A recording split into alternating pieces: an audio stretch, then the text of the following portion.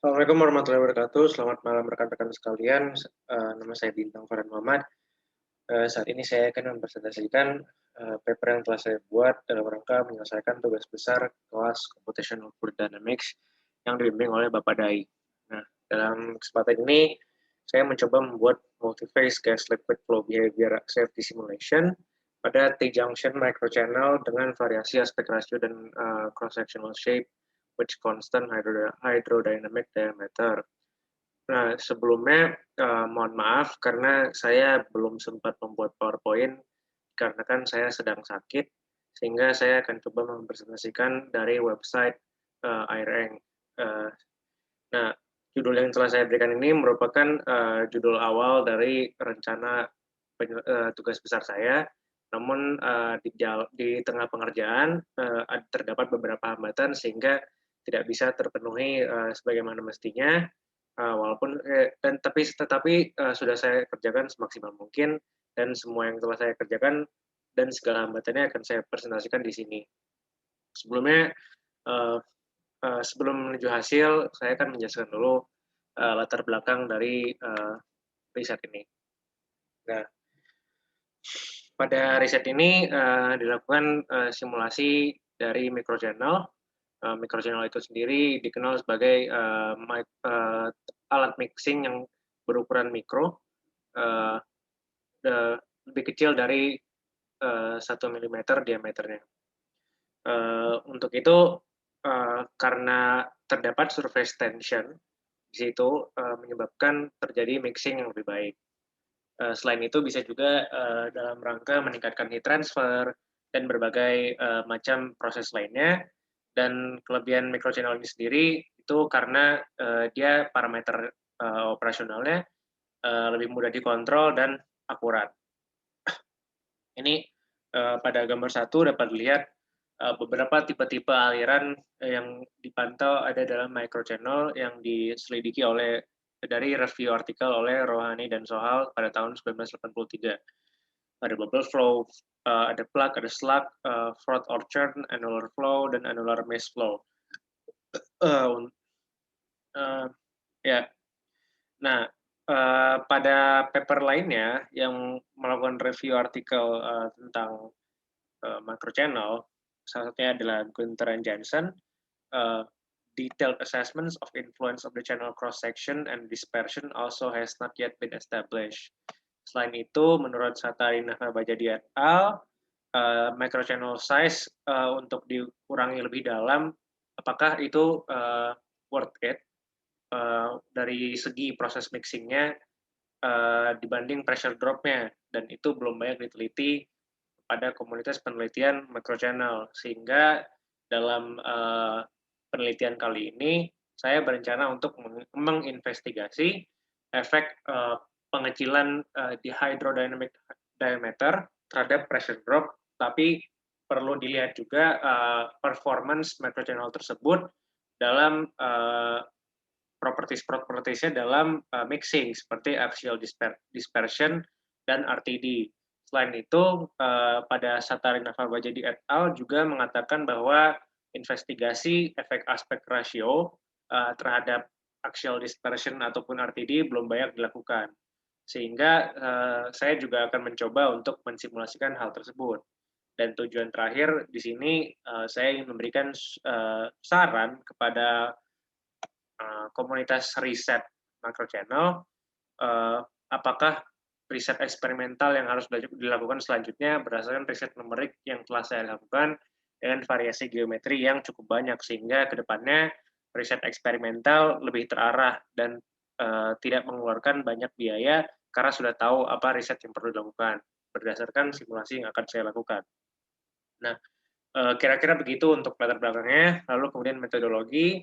Pada simulasi ini, saya merencanakan untuk menggunakan CFD-Soft yang merupakan hasil pengembangan dari CCIT Group yang telah digunakan secara luas di Indonesia. Selain itu, kemudian untuk asumsi pemodelan, saya membaca dari dua review paper, yakni Gunther and Jensen dan Satari Nahbajadi, bahwa ada beberapa kriteria yang terjadi di aliran microchannel, dan pada akhirnya saya mengambil keputusan untuk menyimulasikan berdasarkan 7 kondisi di bawah ini.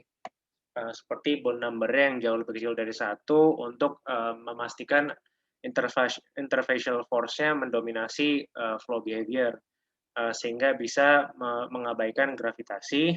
Kemudian karena diameter yang sangat kecil dan kecepatan yang tidak terlalu besar, model aliran diasumsikan laminar. Kemudian model aliran transient karena harus mengcapture instabilities dari aliran tersebut. Kemudian berdasarkan beberapa paper sebelumnya, biasanya kondisi operasional didasarkan pada mass flow rate yang konstan. Kemudian nomor 5, alirannya viscous karena untuk mengcapture interfacial forces dan proses mixingnya sehingga didapatkan citra dari regime aliran. Yang keenam, tidak menginvolve energy equation karena tidak ada heat transfer. Dan yang terakhir, karena dari beberapa riset eksperimental sebelumnya dilakukan dengan sistem udara dan air, pada simulasi ini saya mengasumsikan, saya memilih untuk menyimulasikan dengan sistem udara dan air. Nah, untuk parameter operasionalnya diberikan pada tabel 1, dan ini untuk variasi geometrinya untuk memenuhi tujuan riset nomor 1 dan 2, rencananya tadinya saya ada 3 konfigurasi, yaitu diameter konstan, tapi aspek rasionya berbeda-beda. Nah, sebenarnya tadi walaupun rencananya itu nomor 1 berbeda diameternya, ini saya tulis rencana terakhir saya karena pada saat mengerjakan ditemui beberapa hambatan seperti masalah body meshing dan sebagainya, sehingga waktunya terbatas dan saya belum sempat mensimulasikan variasi diameter. Di sini baru variasi aspek rasio dengan panjang tetap. Aspek rasio ada 1, 0,59, dan 0,3795. Nah, parameter yang dianalisis awalnya rencananya karena membaca dari review paper Gunther and Jansen, itu tentunya ada axial dispersion dan RTD, dan kita komparasikan terhadap pressure drop untuk mencapai titik optimumnya, seberapa besar pressure drop yang bisa ditoleransi. Awalnya rencananya seperti itu, namun setelah dilakukan banyak sekali hambatan sehingga tidak bisa sampai ke sana, bahkan belum bisa saya mensimulasikan multi-phase flow. Sejauh ini apa yang saya presentasikan di sini baru sampai single phase flow. Nah, berikutlah hambatan dan hasil dan hambatan yang saya temui selama mengerjakan. Pertama, meshing dan testing. Pada mulanya saya ingin mensimulasikan aliran 2 dimensi, namun setelah dilakukan meshing, meshingnya tidak baik. Banyak saat dicek mesh itu ada 5 failed mesh yang dideteksi, sehingga akhirnya saya memutuskan untuk menyimulasikan 3D seperti yang terlihat pada figur 3 ini untuk konfigurasi nomor 1. Nah, pada awalnya mungkin di tabel nomor 2 ini ada 7 konfigurasi karena awalnya saya merasa bisa membuat meshing 2 dimensi untuk 7 konfigurasi tersebut. Ternyata tidak. Nah, karena akhirnya saya memilih untuk mensimulasikan 3 dimensi yang mana membutuhkan waktu yang lebih lama untuk disimulasikan, pada akhirnya saya mengurangi konfigurasi menjadi 3 konfigurasi dengan variasi di aspek rasio. Nah, hasil meshing sudah sesuai dan sudah baik sehingga ini bisa disimulasikan. Pertama-tama sebelum melakukan simulasi two phase flow, tentunya perlu dites terlebih dahulu dengan simulasi yang lebih sederhana seperti itu. Nah, makanya saat ini sebelum ke mencoba multi-phase flow, saya mensimulasikan sistem air dengan perbedaan inlet, perbedaan kecepatan inlet di atas dan di bawah, dan dengan boundary condition outflow. Nah, seperti yang telah dilihat di sini, aliran yang dihasilkan cukup logis, di mana boundary layer ya terlihat dengan jelas pada gambar 4 di gambar sebelah kanan, dan memang alirannya lebih cepat dari kedua kecepatan inlet itu karena ya alirannya digabungkan sehingga tentunya mass flow rate-nya lebih tinggi pada aliran outlet. seperti itu.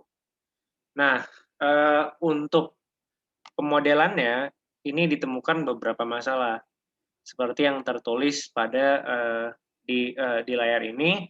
Tentunya sebaiknya dipilih volume flow dan aliran laminar. Nah, tapi saat memilih volume flow aliran laminar, seperti yang dilihat pada gambar 5, material properties tidak bisa didefinisikan, tidak bisa ditulis. Selain itu, mungkin lebih tepatnya dipakai Eulerian seperti research paper sebelum-sebelumnya yang telah dipublish oleh berbagai periset, tetapi tidak bisa dipilih, sehingga terpaksa memilih Eulerian Lagrangian. Nah, setelah memilih Eulerian Lagrangian, saya mencoba mensimulasikan, tetapi selalu ditemukan residual seperti figur 7, di mana tidak converge sama sekali. Nah, hal ini sudah saya coba troubleshoot dengan mensimulasikannya dengan mengganti-ganti parameter, dengan mengganti-ganti boundary conditions, terutama pada bagian outlet. Outlet saya ubah dari outflow menjadi pressure outlet dan tidak ada perubahan sama sekali. Sehingga drawback ini tidak bisa saya selesaikan. Sementara kalau untuk aliran single phase, dia sangat converge, di mana residual mencapai 1 kali 10 part min 8. Seperti itu. Maka dari itu, akhirnya saya tetap mensimulasikan single phase flow dengan pada aspek rasio yang berbeda-beda. Dan ini bukti dari simulasinya pada figur 8, di mana hasilnya pada AR aspek rasio yang lebih besar, pressure drop-nya lebih besar. Sementara pada aspek rasio yang lebih kecil, pressure drop-nya lebih kecil. Bagaimana saya mengukurnya? Saya menempatkan point probe pada inlet dan pada jarak yang sama dari penggabungan T-junction ini, sekitar di sini. Seperti yang dilihat pada figur 8 di gambar kanan, saya letakkan di koordinat yang sama di 3 geometri tersebut. Dan mendapatkan pressure difference dari inlet dan pada titik tersebut paling besar pada aspek rasio 1 dan paling kecil pada aspek rasio 0,37. Seperti itu, sehingga disimpulkan bahwa aspek rasio yang lebih kecil, pressure drop-nya pun lebih kecil. Tetapi ini belum tentu bisa menjadi pilihan, karena seharusnya dilakukan simulasi performance dari mixing microchannel tersebut, sehingga bisa menjustifikasi apakah pressure drop yang lebih besar itu pada aspek rasio 1 itu lebih baik, walaupun pressure drop yang lebih besar, tetapi parameter axial dispersion dan RTD, residence time distribution, itu juga lebih baik. Nah, karena pada simulasi ini belum bisa disimulasikan multi-phase flow, kesimpulan tersebut belum bisa diambil, dan sejauh ini baru bisa menyimpulkan bahwa AR yang lebih kecil pada single phase flow itu pressure drop-nya lebih rendah. Seperti itu. Dan itu merupakan juga kesimpulan dari saya. Nah, terakhir saya ingin mengucapkan terima kasih khususnya kepada Pak Dai, karena telah mengajarkan ilmu computational fluid dynamics pada saya. Menurut saya ini sangat berarti untuk saya karena merupakan passion saya juga, dan saya berharap suatu saat bisa bekerja dengan software ini juga, computational fluid dynamics, dan ini juga memperdalam ilmu fluida saya. Selain itu, saya berterima kasih kepada mahasiswa-mahasiswa yang juga ikut kelas CFD, Ales, Abi, Elvin, Kevin, Mas Agus, Josia, dan lain sebagainya, serta Bang Edo dan Bang Bani, yang telah juga involved dalam diskusi selama saya belajar di kelas CFD. Cukup sekian yang bisa saya presentasikan. Kurang lebihnya mohon maaf. Wassalamualaikum warahmatullahi wabarakatuh.